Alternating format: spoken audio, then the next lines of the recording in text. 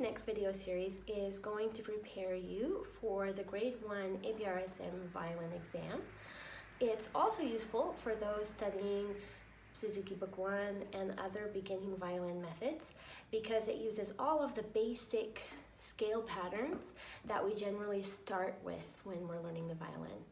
So it's really useful for a lot of beginner students. I'm going to introduce you to what is a scale.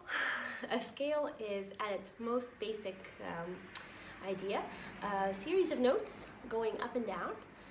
Usually it goes up by octave. You might be familiar with that word. Octave goes with the root word of 8, as in octagon and octopus. All of those things have 8 of something.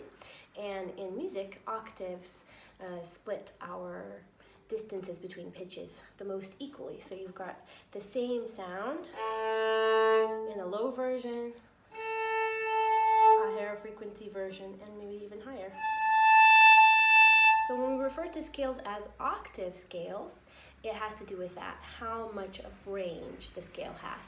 So they move usually in octave range. They also move by step. So the notes will just not leave any notes out, and you'll hear a pattern stepping up.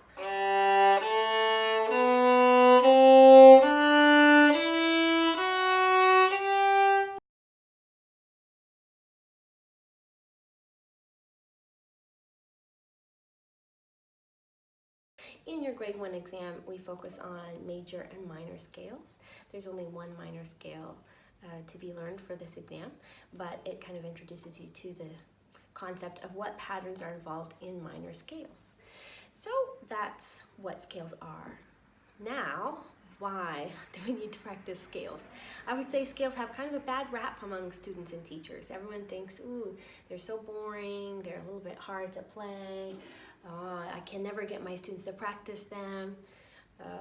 Parents will say, ooh, why do we have to practice them? And they don't sound interesting. I don't know how to help my child learn them. So they're surrounded by a little bit of angst, I would say. So I'd like to make this a really positive series for you, hopefully introducing you to new ways that you can practice scales and to the idea that they're not so bad after all.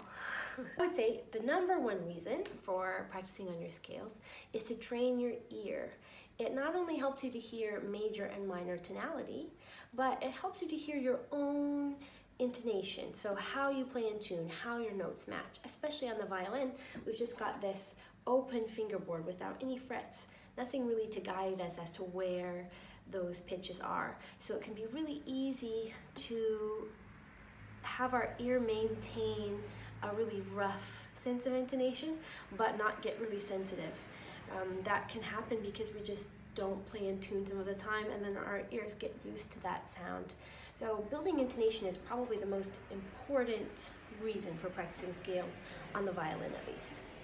Another really important reason is your left hand. It promotes left hand stability. That's because when you're having to go up by step, you're getting used to this idea that your fingers are connected to each other and that there's a relationship between the distances that they use on the violin.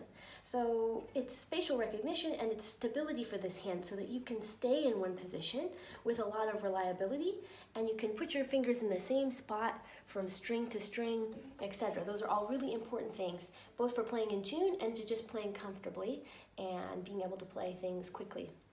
So left hand stability, that's one really important point. Another thing that is great about scales is they increase your left hand agility.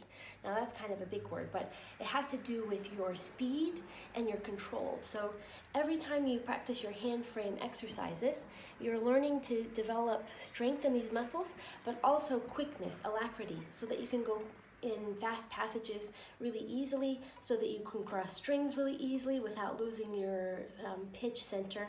As a younger violinist, when I started studying with one of my teachers, she was telling me, you know, your fingers, it's like each one is a new experience. They can't find their relationship to each other because they're working kind of independently.